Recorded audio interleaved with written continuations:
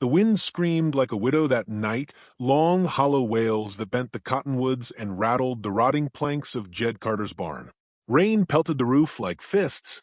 Inside, the old rancher hunched over a saddle cinch, lamplight trembling on his face. His hands, tough as rawhide and just as scarred, moved with stubborn purpose, though his mind drifted to darker corners. 12 winters since he'd buried his wife on the hill above the north pasture. 12 winters since the midwife had come out of the house alone, eyes low, voice shaking. Stillborn, she'd whispered. Jed hadn't asked for details. He never had. He hadn't been to church since. Outside, thunder cracked like rifle fire.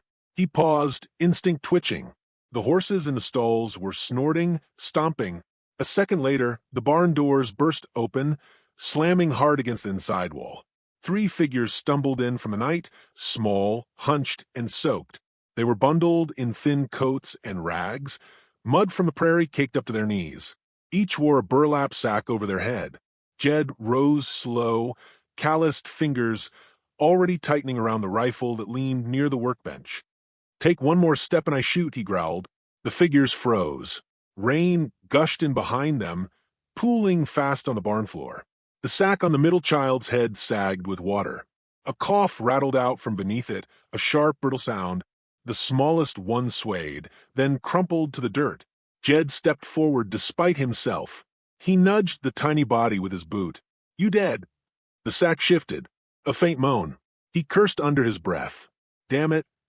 Jed slung the rifle over his shoulder and hauled the smallest one up in his arms. Featherlight. Couldn't be more than 6. The other 2 followed like shadows, wordless and still. He kicked the doors shut with his heel, bolted them against the howling wind, then laid the girl, he could tell by her size and frame, on a patch of hay near the stove barrel. He yanked the sack off her head. She had a face full of freckles, wild copper curls matted with rain, and a bruise swelling along her jaw. Eyes closed, barefoot, shaking like a leaf. Her dress was torn at the collar, but there was a thin gold chain still clinging to her neck. The boy next to her peeled his own sack off. 10, maybe 11. Dark hair, hollow cheeks, one arm wrapped tight around his ribs. The third one kept his sack on. "Who the hell are you kids?" Jed asked, rifle now leaning in the corner. No answer. "Where'd you come from?" The second boy glanced at the girl, then back at Jed. His eyes held no fear, just a weary defiance that didn't belong on a child's face. "I said, she's cold," the boy interrupted. "She's gonna die if she don't get warm." Jed bit back what he wanted to say and stomped over to the stove barrel. He fed it dry wood, twisted a cloth into kindling, and sparked a flame. The warmth grew fast, licking orange light across the barn-soaked walls. The girl stirred. Her eyes blinked open, bright green and glassy. She stared at the rafters, then turned slowly toward Jed. Her lips parted, and in the softest voice she said, "You smell like Mama." Jed froze. For a moment, the storm outside faded.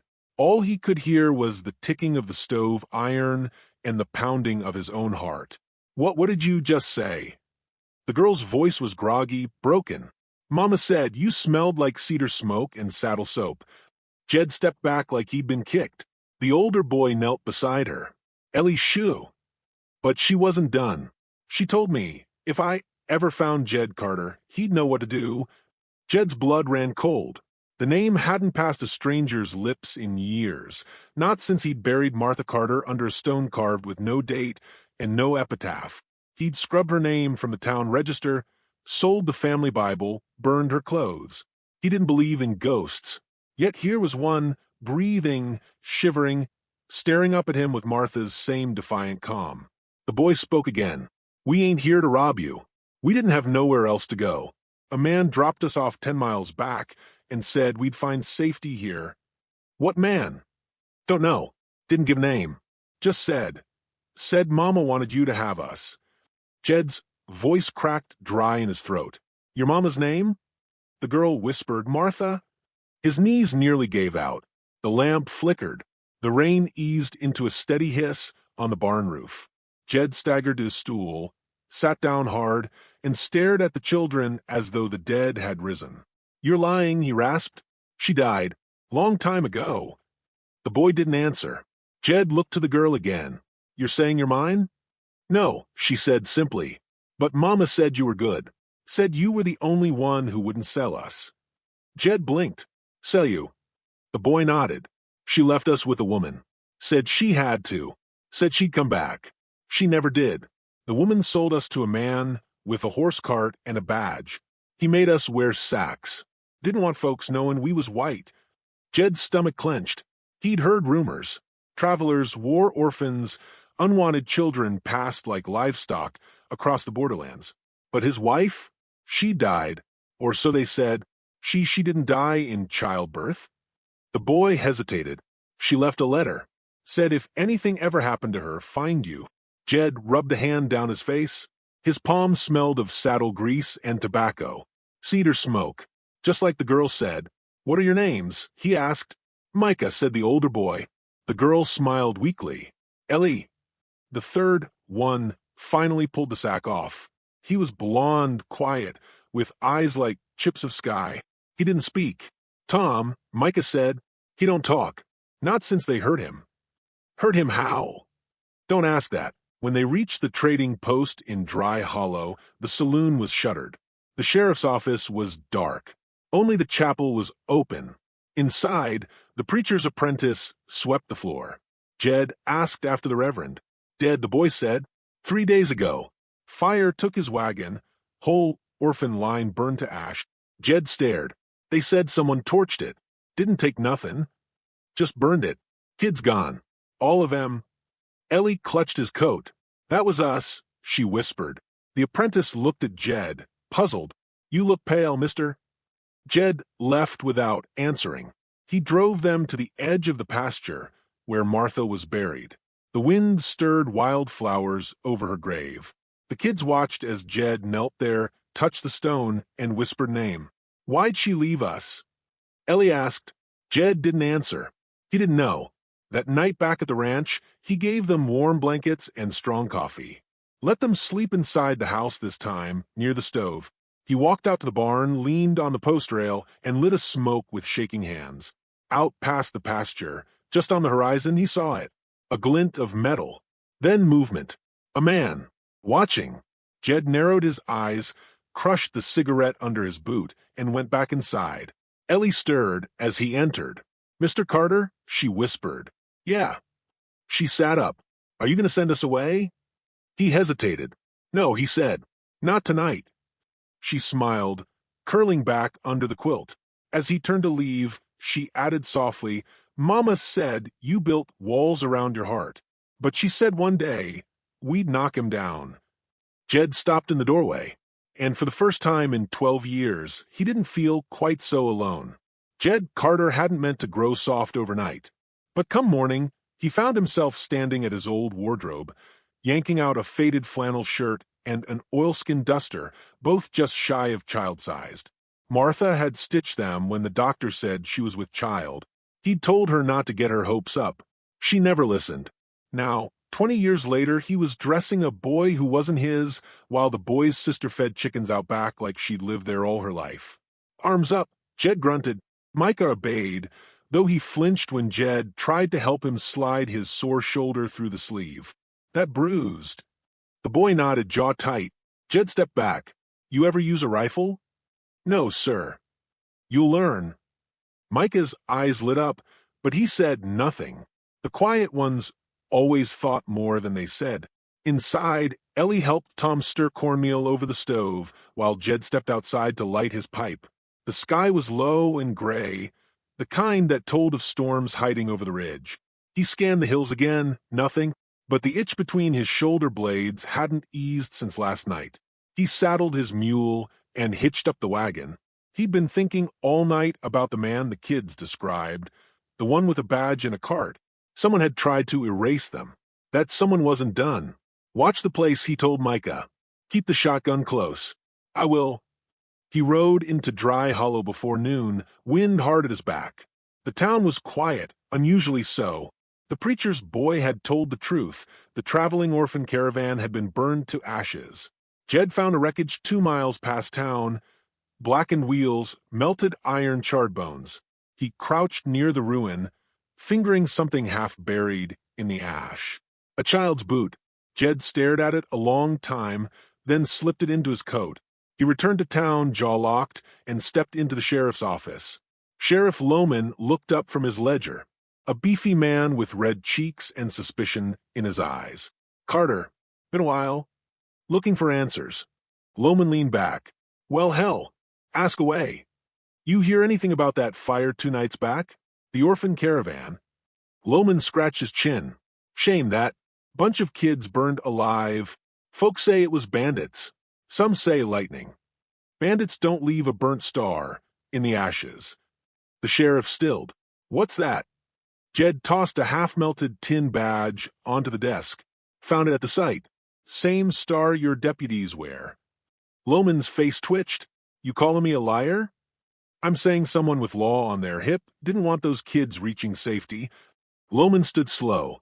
"Now, Carter, you've been out of town too long. A lot of things changed. Best not to go poking ghosts." Jed met his gaze. "Maybe I'm one of them." He walked out before the tension broke. Behind him, the saloon doors creaked in the wind. No one dared follow. Jed stopped by the general store, bought fresh cartridges, a tin of coffee, and a bolt of cloth for Ellie. He threw in peppermint candy sticks for good measure, then hitched up and turned toward home. Clouds bunched on the horizon. Back at the ranch, the kids had swept the porch. Ellie had braided flowers into the fence post.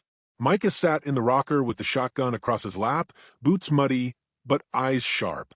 "You see anyone?" Jed asked. Micah nodded toward the ridge. "There was a man up there at noon. Watching.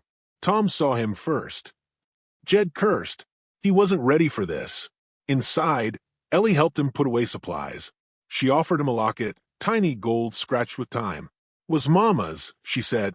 "She said to give it to you when it was safe." Jed took it gently. His thumb trembled over the latch. Inside were 2 sketches, a woman, Martha, clearly, and a baby with black curls. "She didn't die," Ellie said. "She made us run. Said someone was after us. Someone big." Jed sat hard in his old rocker. "She faked her death?" he asked aloud, mostly to himself. Tom slipped him a folded piece of paper. Burned. Jed didn't wait for pleasantries. He fired. The man dove, returned fire, missed.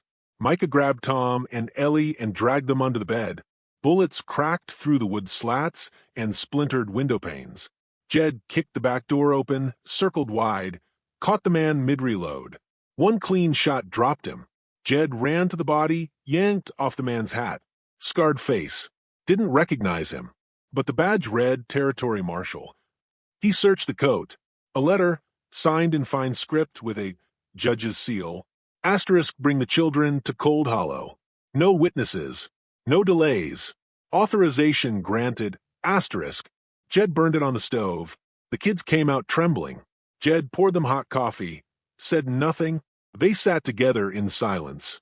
Finally, Ellie whispered, "Are more coming?" Jed nodded. "Yeah, I reckon they are." Micah stood. "Then we fight." Jed looked at him. The boy's voice was steady calm. "Too calm. You ready for that? I seen men hang. I seen worse. This is different." Jed stood too. "Then we start tomorrow. We build walls. We dig deep. And if hell comes, we greet it like Carter stock." They shook on it. Jed and 3 kids not of his making, yet somehow his to protect. The next morning, he started training them. Micah learned to load and shoot. Ellie learned to ride. Tom, silent Tom, watched everything, hands quick, eyes sharper than any blade. They dug trenches, sharpened fence posts, spread dry brush at the gates.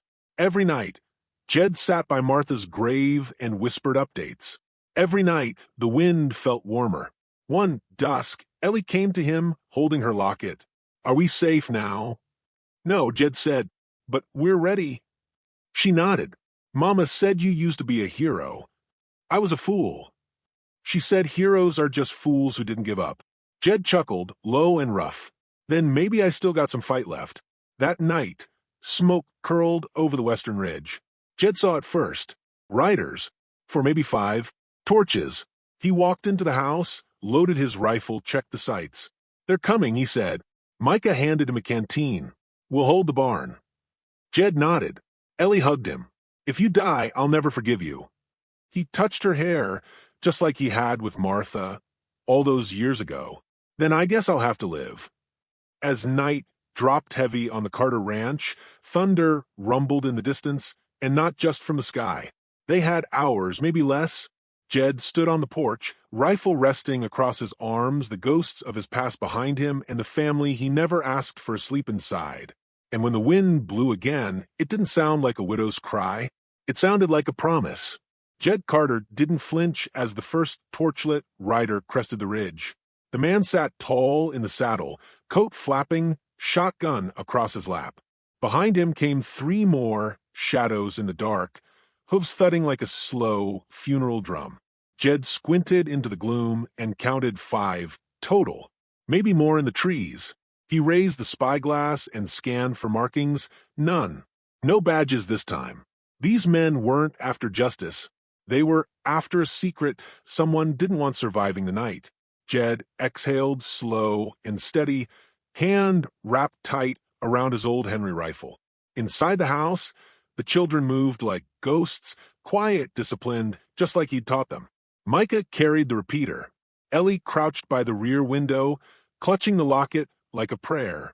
Tom, silent and pale as a winter moon, had a blade tucked in his boot and a length of rope knotted tight in his grip.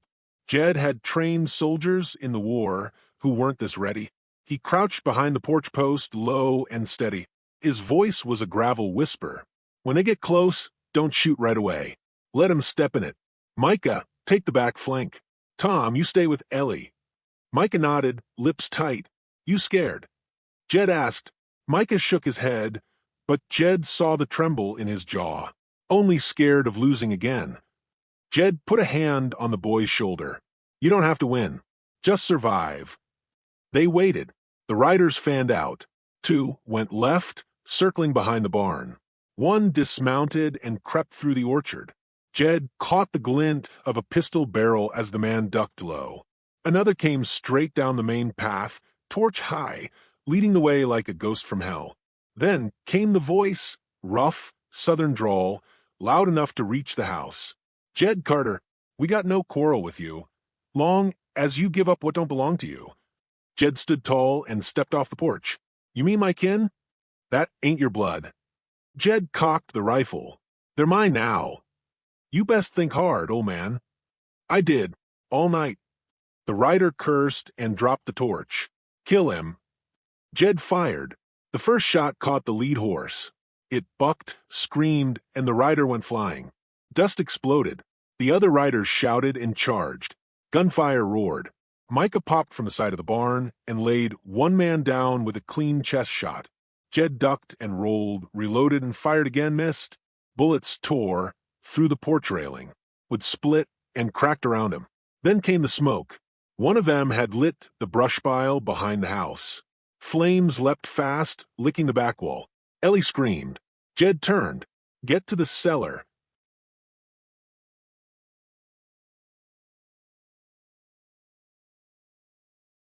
But Ellie didn't run. She stood her ground, shaking, pointing to the tree lean. A man was there, thin, fast-moving, with a long knife glinting in the firelight. He rushed the house. Tom met him. The boy stepped out from the shadows and drove the rope into the man's path, tripping him hard. The man crashed face first. Before he could rise, Tom dropped a stone on his head. 1, 2, 3. Jed fired again. Another rider fell. Smoke choked the sky. The barn caught. Flames danced up the rafters. 1 man remained, tall, scarred, eyes full of hate. He stepped from the shadows behind the burning hay cart, rifle aimed at Ellie. Jed turned, shouted. The shot rang out. Ellie stumbled, but it wasn't her who fell. Micah collapsed beside her, blood pouring from his side. Jed roared and charged the last man, slamming into him with full weight. The rifle clattered to the dirt. Fists flew. The man punched hard, broke Jed's lip. Jed didn't care. He drove an elbow into the man's throat, kicked his knee. The man howled and drew a knife. Jed caught the blade barehanded. Blood ran down his palm. He grabbed the man's wrist, twisted, snapped the arm. The knife fell. Jed picked it up and ended it. He stumbled back to the porch, bleeding and burnt, coughing hard. Ellie had her arms around Micah, who lay pale and cold but breathing. Jed dropped beside them. "You'll be all right, boy. You're tough." Micah nodded weakly. "Told you. Just scared of losing." "You didn't lose." Tom knelt nearby, eyes locked on Jed's hand. Blood dripped freely. "I'm all right," Jed muttered. "Took worse in the war." Fire crackled behind them, but the wind shifted. Rain began, light at first, then steady. It soaked the burning barn. Steam hissed off the roof as the flames died. By morning it was over, for dead men lay stretched under tarp canvas. Jed marked the grave mounds without names. There wasn't much left to say. Micah rested in the main bedroom, stitched and bandaged. Ellie curled up beside him. Tom fed the chickens like nothing had happened. Jed stood on the porch, staring at the smoldering barn, the dawn spilling light over a field full of scars. His fingers ached, his back burned, but his heart, for once, felt alive. Later that week, a rider came, not a killer, not a lawman, just an old friend. Cal Fisher, who'd served with Jed in the war. Big, round-shouldered, and half-deaf. "You look like hell," Cal said. "Feel worse." "I heard talk. About kids. About a marshal gone missing. That true?" Jed nodded. Cal squinted past him toward the house. "They yours?" "Mine enough." "You gonna keep 'em?" "I reckon they're the only thing worth keeping." Cal handed him a parcel. "Some land papers. A judge friend of mine fixed the records. Those kids belong to you now. Clean and legal." Jed took the envelope. His hands shook. "You got folks out for blood now, Jed," Cal warned. "This ain't the end." "I know. But I also know you. And I seen what hell looks like. You already walked through worse." Jed smiled for the first time in weeks. "And I ain't walking alone." That night, the stars came out clear. Ellie climbed onto the porch beside him, locket in her hand. "You ever miss her?" she asked. "Every day." She was scared at the end, but she said you were brave. Said if we found you, we'd be safe. Jed looked at her, eyes soft. "You're safe now, long as I breathe." She rested her head against his side. "Does that make you my papa?" He hesitated. "Not by blood," she said, "but by choice." Jed nodded, swallowed hard. "Yeah, I reckon that makes me your papa." She smiled. Tom joined them, quiet as ever, but sat close. Jed slung an arm around them both. Micah hobbled out an hour later, limping but strong, and leaned against the post. They watched the stars together, breathing slow. In the stillness, Jed heard her voice again, not from memory but in the wind. "You built your walls high," she'd once said, "but love don't care about fences." He let out a long breath. "You were right, Martha." Weeks passed. Jed rebuilt the barn, beam by beam, with help from Micah and Tom. Ellie painted a wooden sign that read Carter Ranch, no trespassing, no lies. The town watched, suspicious but quiet. No lawmen came knocking. No riders rode in. At Sunday service, Jed showed up with all 3 children in tow. Some folks whispered. Others stared. But one woman, Mrs. Harmon, the banker's widow, offered Ellie a ribbon. "Your papa's brave," she said. "That makes you brave, too." Ellie held the ribbon like it was gold. Jed tipped his hat. "Thank you, ma'am." On the way home, Ellie grinned up at him. "They believe we're family now." We always were. In the months that followed, Jed found something he hadn't known he missed. Laughter at the breakfast table. Tiny boots on the porch. Scratches on the floor from wild dog paws Ellie kept rescuing. Noise. Life. A future. He kept Martha's grave clean. Planted sunflowers around it. And when he prayed, it wasn't for himself anymore. It was for them. One night, long after the lanterns were out and the house had quieted, Jed stepped outside alone. The moon bathed the prairie in silver. Crickets sang. A coyote howled far off. He leaned on the fence post, pipe smoke curling in the breeze, and he spoke aloud. "So, what do we take from this tale?" He let the question hang in the night. Maybe it's this: the frontier wasn't just a place. It was a reckoning, a test of will, a fire that burned everything false and left only truth behind. He looked back toward the house where 3 children slept soundly, his not by birth, but by blood earned in battle. And maybe, he whispered, it ain't too late to be the man she believed I was. He smiled, faint but real. The wind that swept over Carter Ranch that spring wasn't kind. It dragged dust from the trails, hissed through the fence posts, and carried rumors from towns 2 counties wide. Jed Carter felt it in his bones. Trouble wasn't finished with him yet. Every man who'd ever killed in defense knew. When one fire died, another was already catching somewhere behind. He sat on the porch sharpening his knife, the whetstone gliding slow and steady. Inside, Ellie practiced letters at the kitchen table that something came before sundown. Dust rose along the southern trail, too fast for a cattle drive, too straight for a wander. Jed stood, slid the knife into his boot, and called out without turning, "Micah, saddle mule." Now! Micah was already moving. Jed stepped inside, grabbed the Henry rifle from above the mantel, and loaded it with practiced hands. Ellie looked up wide-eyed. "Is it them?" "Maybe." Tom stood, no words, just a stare. Jed nodded. "Cellar. Go." The kids obeyed, no fuss, no questions. That alone told Jed how much they'd grown. The boy who hadn't spoken in weeks now led the others without hesitation. Fear had no place in survival, only instinct. Jed walked out to the yard. The sky above the ridge was burning gold, the light cutting long shadows from the trees. 4 riders approached, each armed, each wearing dark coats and clean boots. Professional, not marshals, not bounty men, worse, mercenaries. Jed raised his rifle, waited till they were close enough to see his eyes. The lead man dismounted. He was young, barely 30, but had the calm of someone who'd watched men bleed and called it business. "Evening," he said. Jed nodded. "Ain't no good evening comes with guns drawn. No offense meant. Just a job." "You working for the judge?" The man smiled. "We work for gold. Don't care who sends it. Word is you're harboring stolen property." Jed's mouth went dry. "They're children. They're evidence." Jed's jaw locked. "You give us the girl and the mute, we walk away. No harm. No fire. We don't even break your gate." Jed's heart thudded slow and loud. Ellie's locket pressed against his chest beneath his shirt, where he'd hung it that morning. He spit into the dust. "You bring 5 men and call that a fair trade?" The mercenary tilted his head. "There are more out past the ridge? Then they'll die slow." The man sighed. "I hoped you were smarter than your war record made you sound." Jed raised the rifle. "Get off my land." The man stepped back.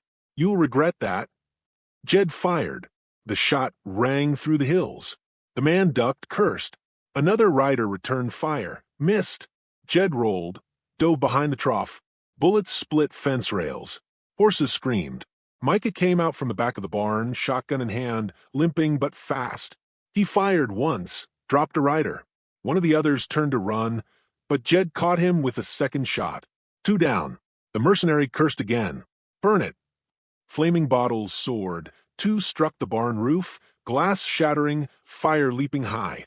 Another hit the porch, wood crackled. Jed cursed. "Not again." He sprinted toward the well, yanked up the bucket, doused the porch steps. Smoke curled around him. He turned, fired blind through it. A scream answered. Inside the cellar, Ellie clung to Tom, hands shaking. "We can't stay down here," she whispered. Tom moved, pointed upward. He held the old war trumpet Jed had stashed in a crate. He blew. 3 short blasts. Micah heard it. So did Jed. It was a signal, retreat to fall back. Jed ran for the corral, where he'd left the backup rifle and dynamite stash from the mining days. Micah followed, breath ragged. "They've got a 6th." Micah panted. Saw him flanking us. Jed looked around, too late. The 6th man crashed through the tree line, tackling Jed hard. They rolled, dirt flying. The man was huge, fists like anvils. Jed took a hit to the gut, swung back, caught the man's ear. Blood sprayed. The man roared and drew a knife. Micah screamed. Fired. Missed. Jed jammed his knee into the man's stomach, grabbed the knife wrist, twisted. The blade fell. Jed snatched it, drove it home. The man fell still. Jed rose, bleeding from his side. Go. We finish this now. They moved fast, reached the fallback shelter behind the ridge, an old storm shack with sight lines to the whole valley. Ellie was already there, loading a pistol. Tom stood guard. Jed handed Micah a bundle. You said you weren't scared of losing. Micah took it, unwrapped the cloth, 3 sticks of dynamite fused and ready. I want you to give them hell. Micah nodded once, then slipped into the trees. Below, the remaining mercs regrouped near the smoldering barn. Their leader barked orders, eyes scanning for movement. Jed waited. The wind blew hard. A whistling noise cut through it. Micah hurled the dynamite. The explosion cracked the night in half. Fire bloomed. Dirt and ashen bodies flew. The horses scattered. The mercs screamed. Jed charged down the ridge, rifle up. Ellie followed. So did Tom. 3 shots, clean and fast, dropped the last of them.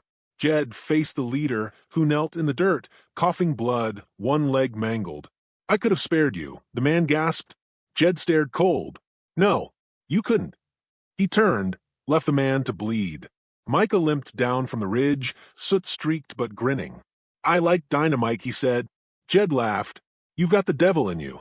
They buried the bodies away from the house. No markers. The barn was gone again. The porch, too. But the house stood. And so did they. In the days that followed, word reached Dry Hollow that Judge Finnegan had fallen from grace. Documents leaked. Names exposed.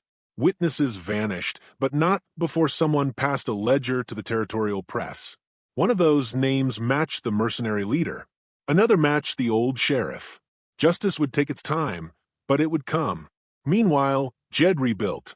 He didn't do it alone. Micah framed the porch. Tom raised new rafters. Ellie painted the front door blue, so Mama can find us from heaven. One evening, as they sat watching the prairie burn gold again, Ellie rested her head against Jed's side. You think it's over? Jed looked out at the horizon, at the endless line where sky met dirt. No, he said, but we're ready now, and we've got something worth fighting for. She nodded. Family. Jed lit his pipe, looked down at the scar on his palm from the knife, the burn on Micah's shoulder, the paint on Ellie's cheeks. Family, he echoed, and when the wind blew again, it didn't howl. It sang.